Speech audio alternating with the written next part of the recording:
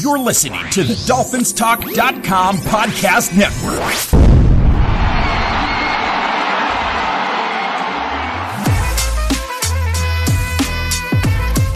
It's the TuAmigos Podcast with Carter and Jorge at DolphinsTalk.com.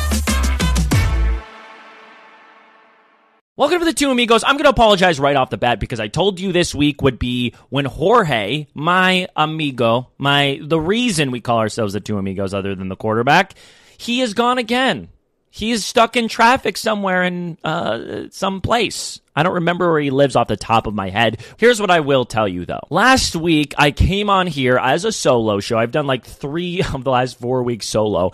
And I kind of was a little crybaby that the Dolphins never win big games and all they ever do is just beat the easy teams. And I was doing kind of a lot of what, everyone else was doing, on First Take and on Undisputed and Colin Cowherd's show. I don't remember his show's name, but I was basically piling on. And I'll be honest, I still don't, for a fact, feel like this is a Super Bowl team. Not yet. Not until we get a pivotal win, which we're knocking at the door at this week. We're knocking at the door of the biggest game of our season. Don't let anyone talk to you differently. The Bills have lost almost to the Giants. They've lost to the Patriots. They lost to the Jets. They've looked bad in a lot of games. They don't look very good this season. They've got a lot of injuries on their belt. They're going to lose a huge stretch of these last games if they don't pull it together. I'm not super, super worried about the division at this point. I'm more worried, are we going to get that 1 seed? Because I've said this many times on the show.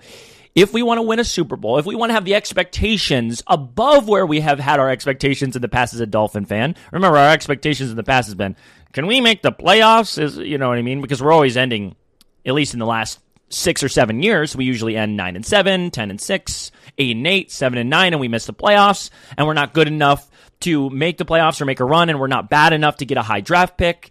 It's over and over and over again. And this Tunzel trade has kind of propelled us single-handedly into the spotlight as one of the best offenses in the history of the NFL, right? But once again, we're coming into this week, and if we're going to have expectations of a Super Bowl, we need to beat Kansas City. And the narratives are all coming together here. Tua's got MVP nods. Tyreek's got MVP nods. We are getting hard knocks. We are going to be able to watch the rest of this journey on HBO a week behind, which is going to be beautiful if it turns out to be the most storybook season in Dolphins history. And I wouldn't want it any other way if all the dominoes fall towards Tua and this team. But we could also watch a big That's So Dolphins moment live on air as well. We could watch this HBO show, and every single week we watch this team fall apart internally. That maybe, Tyreek Hill starts to only get 40 yards a game, or he gets injured and this entire sandcastle falls apart. But, like I said, there's always positivity going into the future here as long as we beat the Chiefs. This is the biggest game of your lives. Don't let it convince you otherwise. We beat the Chiefs. We have a huge shot at that 1 seed, and therefore we have a huge shot at the Super Bowl. Another thing that's come across my desk since I've been pissy about the Eagles game and losing the Bills game this season is the argument a lot of people are saying is it worse to lose to a good team or is it worse to lose to a bad team? And that's very, very obvious right here. And I think I didn't really put that into my argument last week when I went on my rant. And I think the obvious answer here is it's way worse to lose to a bad team. And, the Chiefs just lost to a bad team. The Bills have lost to 2 bad teams. The Ravens have lost to bad teams. The Jaguars has lost to bad teams. The Niners have lost to very bad teams. I mean, everyone that you tout as a Super Bowl contender has lost to a bad team one day or another within this season. The only team that I can really think of that hasn't is the Eagles, and I actually don't remember their one loss, so maybe they even have. I don't know. So that's the only thing I got to say is that we're beating the teams we should beat, and then on the road versus playoff Super Bowl contenders, we haven't been able to live up. And I think if we play the Bills today, even in Buffalo, we probably beat them in the state they are now. So it kind of sucks that we didn't play them in this shape, like the ugly, bounced in the first round Bills team that it looks like they are at current day. So I will give you that. But going forward, like I said last week, I wasn't interested in the Patriots week because the Patriots week doesn't move the needle for this team. We're going to rack up those wins against bad teams. The Patriots beat the Bills. That says more about the Bills. That says more about Bill Belichick creating the super plan he created, and less about the Patriots. I'm not sure they were like, oh, this is their get right game, and the Patriots are still going to win. Somehow find out to win 9 games like they do every single season. That is not the truth. The Patriots aren't a good team. We saw it. Tua is Belichick's daddy. He's 6-0 against the guy. Like I said this the first time we played them, there is no reason that we should lose to the Patriots for the next 4 or 5 years, unless they really turn it around quickly. But they need to rebuild, and they've been pushing off a rebuild ever since Tom Brady retired, or ever since Tom Brady joined the Bucs. It's this Belichick pride thing that he wants to make it to the win total. I don't even know what it is, or he wants to prove that he can do it without Tom Brady. I think he's proven a thing or two that he can put together a pretty good team. I mean, like last year, the Patriots were 1 game away, and it was not even a game. It was 1 play away from making the playoffs. If that Raiders disaster, lateral fumble situation didn't happen, the Patriots probably go to the playoffs, and we don't. And our roster is much, much, much better than the Patriots, especially last year. Last year, we were so much better than the Patriots. Of course, we had the 2 injuries, and that doesn't help. But then again, the Patriots were back and forth, Bailey Zappi back to McCorkle Jones. I mean, they didn't have a lot of stability either. So I think Bill Belichick has proven his comeuppance a little bit, that he can still win without Tom Brady. He can almost send them to the playoffs every single year without Tom Brady, and without a wide receiving crew, and with different corners every year. But the thing I have to tell you is that he has been pushing this Patriots rebuild to the point where they don't have a lot of talent on this team, that they're going to have to start from absolute scratch soon to rebuild this roster, and they probably have to do it without Belichick, and that's a lot of the murmurs we're hearing. But like I said, wasn't worried about the Patriots game. I won't be worried about Dolphins-Patriots for the next 3 years. We just shouldn't lose against them. We're going into this game, though, and this is not going to be a long episode, but I really want to just set out the stakes that we have here. We have Chiefs-Dolphins coming up, and remember, the setup here is beautiful. We took away that Arrowhead home game to go into Germany. That is really, really beautiful for us, so that we don't have to worry about going on the road against a Super Bowl contender again. So now we're in Germany on a neutral site. I don't really know what the Germans like, either the Dolphins or the Chiefs, but we're going to find out. Okay? What I will say is the Chiefs are completely healthy. The Dolphins are almost completely healthy. There is no reason that this game shouldn't just be a who's better game. There's not going to be a lot of circumstances other than maybe the travel and the jet lag, but really this game is the perfect moment to showcase this Dolphins team as a contender. Okay? Hard Knocks alone, this is the most important game of our season, of the last decade, and we get Tyreek Hill's return against his old team. If you don't smash the over for his receiving yards, I don't know what you're doing betting wise. That's not financial advice, but I'm telling you right now, it just seems like the way to move. He's going to have 200, and I still think it's going to be a really close game. It was really weird watching the Chiefs-Broncos last week, honestly, because I know that the Mahomes had, the flu. But I put a lot of money on the Chiefs winning that game, especially when they were down by 8 at halftime. I still smashed that because I was like, they're not losing this game. And it's so annoying, though, that every time when we're about to play our contenders, when we played the Eagles the week before they lost to a team that didn't matter. And now this week we're playing the Chiefs after coming off a loss that doesn't matter. And now this game, it means just a little bit less. I'm not saying it doesn't mean as much as I just said it means, but it means a little bit less because the Chiefs look a little bit destructible, and they looked indestructible before that. The only reason they lost week one, a lot of people could say, is because Travis Kelce was off the field. If Travis Kelce, you take Travis Kelce out of this Chiefs team, they just don't run. They just don't run because they don't have a ton of weapons. I mean, the system works just because Travis Kelce and Patrick Mahomes are one of the best duos in NFL history. So we would have been basically playing an undefeated Chiefs team, but now we have to play a team that lost to the Broncos, the team that we put up 70 against. It's really interesting how the NFL works sometimes. It's every given Sunday. And like I said, that's a much worse loss than our loss against the Eagles. If you lose them against the Broncos, I mean, that's pretty ridiculous. But going into this game, like I said, we got the Tyreek Hill portion of it, and I think it's going to be a high-scoring game. It's going to be a very high-scoring game. I think you hit the over. I think you hit the over on Tyreek Hill yards. I think he has at least a touchdown in this game, maybe two. But it's also possible that maybe they overcompensate and they say, we're not going to let Hill beat us. We'll let anyone else on this team beat us. And if that's the case, then Jalen Waddle might be the hero. I'm telling you right now, I think that our team is a better team than this Chiefs team. The way we are currently set. For years, it seems, like even last year, when the Chiefs lost Tyreek Hill, it felt, you could feel it. They were losing games they shouldn't. They were in close games that they shouldn't. The Chiefs were just a worse team, right? The only reason that they still won the Super Bowl, it felt like, is because they had a lot of, I think they were the 1 seed last year. So they had a lot of home games, and they have a coach that has been to like 4 Super Bowls in Andy Reid, and they just had the experience, and they had the better quarterback. It didn't feel like they were the better team than a lot of those AFC teams last year. Like they weren't better than the Bills last year.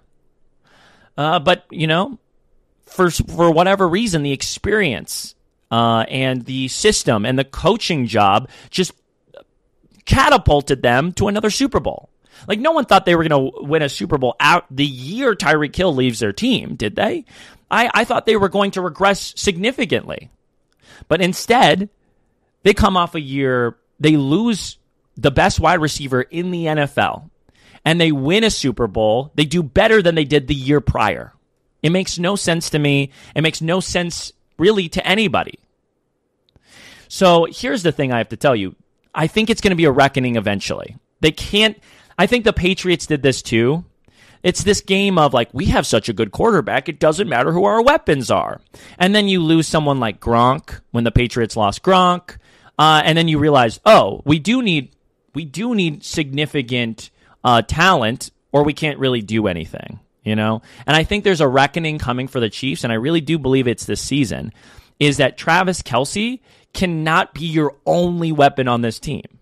You can't have Kadarius Toney and I think they traded for their old speedster. You can't have Isaiah Pacheco as one of your only weapons on this team. I think there's a reckoning coming, and I think this is going to begin that reckoning. I think that the Broncos showed you that there was not a lot of people on that defense that they should be worried about. They don't have a lot of like deep threat people. They don't have a lot of people that like Jalen Ramsey and X can't match up with. And then Holland. I mean, like, when we're all healthy like that, there is no reason that we should be afraid of anyone but Travis Kelce. It should be a lot of doubling Travis, and everyone else can beat you. But one thing is really annoying is Patrick Mahomes' scramble ability. This is the thing that I worry about the most. I think when you have the it factor, I know Mahomes' arm is a huge part of his it factor, right? He has one of the biggest arms in NFL history, but that's not necessarily the thing that actually scares you about this team. Because really, like when you watch Chiefs games, not a lot of his weapons are open. It seems like Travis Kelce just goes in a window in a zone read, and he's wide open every single time, but all the wide receivers really struggle to get separation. The thing that really worries you is that he doesn't run a 4.3 40, but for some reason, he is the best scrambler in the NFL, and stats will back that up. When you think you're playing the best coverage in the world, if your DNs aren't getting home, he is going to scramble for 25. I've seen him do this like 4 or 5 times this season. You'll get him to a 3rd and 20, and he'll run for all 20. And he's not that fast. But it's something that's game-breaking. That's literally all those plays have contributed to the Chiefs winning those games too. It's iconic Mahomes. His special, his razzle-dazzle, maybe it's his arm, but I really believe, my argument is it's his scrambling ability. It's the same thing as I was watching the Eagles earlier this year, and I was looking at the tush push, and I was thinking wow, that tush push is game breaking. Eventually, it will fuck us. Is my point. We will be in a situation at 3rd and 1 or 4th and 1 where we need a stop, and they're going to do the tush push. I knew that was going to happen, and they did that 5 or 6 times on us. And here's my warning to you. The same thing's going to happen against the Chiefs. We don't have DNs that really get home that often. We don't have a dominant DN. I really worry about our defense with Jalen Ramsey and X locking down everybody. Maybe we get a sack on 2nd down, and it's 3rd and 15. And if we stop them, they punt and we run out the clock. This could be the situation we're in where Mahomes makes that insane scramble and runs for 17 on 3rd and 15 to pick it up, get him in field goal range to beat us at the buzzer. It totally could happen. That's what I'm so worried about, is that those little special things screwing us down the road. And I've seen Mahomes do it too many times to not be afraid of it. The next thing I really want to talk about is just the score prediction. Just my prediction of this game. High scoring game. Going to be not a lot of offense. I don't think we're going to be able to stop them that much, to be honest. And I think that'll be okay. I think there's going to be. I don't think it's going to be as high scoring as I thought the Eagles-Dolphins was going to be. I don't think that's going to be as high flying, but I think it's going to be more 30-27 ending score, and I think the Dolphins win this. And I think if I'm right here, this changes the entire perspective of what the Dolphins can do this season. This catapults us to number 1 on the power rankings. Maybe number 2 behind the Eagles. This puts us at number 1 seed with not a ton of hard games for the rest of the season. The toughest games after this Chiefs game for us is the Cowboys, the Ravens, and the Bills. The Bills is at home. I think we should win that. The Ravens, we always have kind of a rivalry back and forth situation. I think we're a lot better than we were last year, and we beat them last year.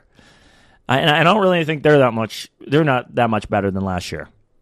I think the Cowboys are kind of a streaky team, so that could be a situation where, our offensive line is so broken that, we can't put anything together, and you got Micah Parsons coming off the edge. That's totally understandable. But if you beat this Chiefs team, you should win out other than maybe 1 or 2 games. So that puts us, the record-wise, at, 13-4, which is probably 13-4, 14-3 is probably the zone of who gets the 1 seed. And if you have that tiebreaker against the Chiefs, you most likely are going to be able to have home field advantage through the entirety of the playoffs, which is the perfect recipe for a Super Bowl winner. Keeping Tua in the warmth. We get hard knocks. We have one of the best offenses in NFL history. We have Jalen Ramsey, who just came back and had a pick and played that zone defense, that Fangio defense. He went out and got Ramsey because Ramsey plays that defensive scheme better than any corner in the NFL. And he played that defensive scheme and took McCorkle's cookie. And we have him back, and we have Achane coming back, and we have Teron Armstead hopefully coming back for the playoffs at least. If we beat the Chiefs, this all changes, and this could be a storybook ending for the Dolphins. This could be a year you look back at and you tell your kids about, or you tell your grandkids about, the season the Dolphins put it all together. But it starts against the Chiefs in Germany. And I know I'm a little bit more positive than last week, and you probably appreciate it. I've been a Dolphins fan. I've been through sadness. I've been through everything under the sun with you. And I just pray that we finally have reached the other side of the rainbow together. This has been the Two Amigos. Sorry that Jorge was stuck in traffic, but we did a quick, succinct show for you. Go Dolphins. See you next week. That's it.